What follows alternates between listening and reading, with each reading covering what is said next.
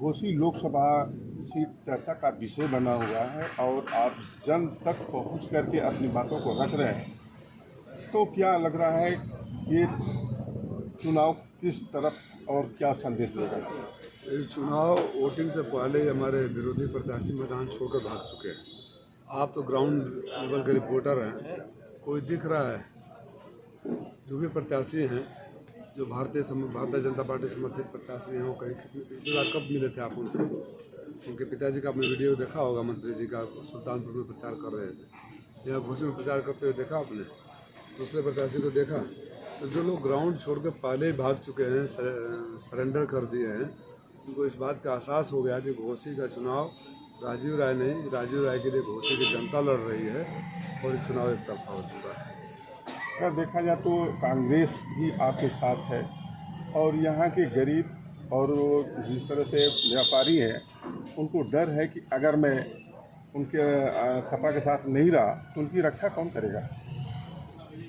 मैं तो पिछले 10 सालों से यहाँ का भाई और बेटा बनकर लोगों के साथ खड़ा हूँ और मैं आश्वासन देता हूँ गरीबों को।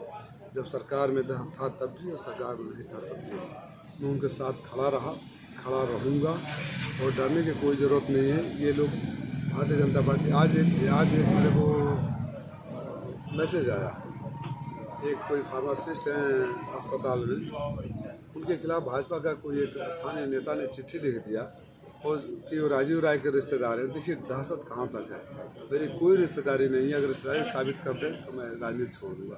मैं उनको एक दो बार फोन में बात हुई होगी, किसी मदद के लिए जानता तक नहीं ठीक से, कभी आया मेरे यहाँ नहीं। लेकिन ये दहशत ऐसा है कि चुनाव आयोग ने संज्ञान लेकर कुछ कार्रवाई के आदेश कर दिए। ये वही चुनाव आयोग है ऋण विहीन, PN सेशन की आत्मा रो रही होगी, जो प्रधानमंत्री जी की उस तरह की भाषा पर भी संज्ञान नहीं लेता है। धिक्कार है ऐसे आयोग को जो किसी व्यक्ति के, किसी पार्टी के पॉकेट पर बन गया है। घोसी लोकसभा हमेशा उपेक्षा का शिकार बनता चला आ रहा है। यहाँ पे लोग कहते हैं कि विकास हो रहा है, लेकिन रोजगार से लेकर के शिक्षा अन्य तरह की सुविधाओं से वंचित है, केवल नाम मात्र का बस रह गया है। सही बोल रहे हैं। जिस घोसी की पहचान विकास पुरुष स्वर्गीय कल्पनाथ राय जी से होती थी, आज तक कल्पनाथ राय जी के नाम पर बहुत सारे लोगों ने राजनीति करने की कोशिश की। कुछ लोगों ने कल्पनाथ राय का दूसरा रूप भी घोषित कर दिया, लेकिन सच्चाई है कि सिर्फ रंग पोतन के अलावा यहाँ कुछ नहीं हुआ। हमारी सरकार थी तो मैं किसी पद पर नहीं था। ऑन रिकॉर्ड बताना चाहूँगा कि आजमगढ़ से मऊ तक जो 4 लेन पर आते हैं वो हमने बनवाई थी। जहाँ हम खड़े हैं, यहाँ का बिजली का अंडरग्राउंड केबलिंग की शुरुआत हमने करवाई थी। महिला अस्पताल का काम हमने करवाया था और विधानसभा में प्राइमरी हेल्थ सेंटर हमने करवाया था। सब स्टेशनों का अपग्रेड हमने करवाया था। लगभग 50 सड़कें दोहरी घाट मधुबन में परसों जा रहा था, दोहरी घाट से मधुबन जिन सड़कों को हमने बनवाया था उस पर गड्ढे पड़ रहे हैं। 8 सालों में कोई रिपेयर तक नहीं हुआ। और चिड़ैयाकोट से मधुबन तक का रास्ता, कितने रास्ता बना, सारे रास्ता आप लोगों को पता है। टिकरी का रास्ता, बहादुर वाला, गाजीपुर बहादुरगंज वाला मार्ग, ये सब हमने करवाया था। बता दें, मैं तो चुनौती देता हूँ सरकार को कि आइए ना, एक आप लोगों के सामने खुले मंच से जगह और टाइम वो चुन ले। हम लोग जनता की इस बात पर जनता के बीच में जाएं कि आपने क्या किया है और हमने क्या किया है, और आगे घोसी के विकास के लिए आपके पास क्या विज़न है और हमारे पास क्या विज़न है। विकास नारों से नहीं होता, विकास भाषणों में नहीं होता। देखिए, हर जगह की आर्थिक, सामाजिक और भौगोलिक स्थिति अलग होती है, तो विकास भी वहाँ के हिसाब से बनना चाहिए। देश में ये हमारा जो घोसी है किसानों और बुनकरों का इलाका है। किसानों की हालत ये है कि जगह जगह रोज़ फसलों में, खड़ी फसलों में आग लग रहा है कि वो ट्रांसफार्मर और बिजली के तार जर्जर है। तो हमारे किसान गर्मी में आग बुझाने के लिए आग से लड़ते हैं और जाड़े में जानवरों से फसलों की रक्षा के लिए ठंड में मरते हैं। बुनकरों की हालत हुई होगी कि जिस देश में किसान 1 लाख आत्महत्या कर लिए, बुनकर पे आत्महत्या के कगार पर खड़े हो गए। तो ये बड़ी बड़ी जो बातें कर रहे हैं, ये लोग भी इंतजार कर रहे हैं कि कब आए। नौजवानों की भर्ती का देख लीजिए, आप मऊ के पत्रकार हैं ना, आपके संज्ञान में मऊ में पिछले 5 सालों में कोई एक लड़का सिपाही में भर्ती हुआ, फौज में भर्ती हुआ, टीचर बना? इस तरह की सरकार जो नौकरी नहीं दे सकती, रोजगार नहीं दे सकती, उसको बेरोजगार करने का फैसला जनता ने कर लिया है। इस तरह से देखा जाए, ओम प्रकाश राजभर ने एक बयान दिया था कि अखिलेश और राहुल दोनों बच्चे हैं, इनको क्या मालूम राजनीति का।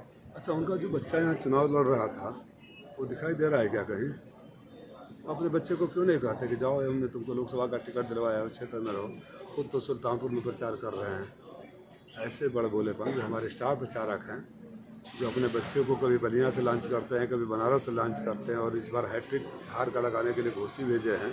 अपने बच्चे के बारे में सोचें, बाकी बच्चों को अपना ध्यान रख लेंगे। तो क्या ये कयास लगाया जाए कि यहाँ की जनता जो यहाँ उपेक्षा का शिकार थी अब उससे वंचित नहीं रहेगी? मैं चुनावी दावे वादे नहीं करता।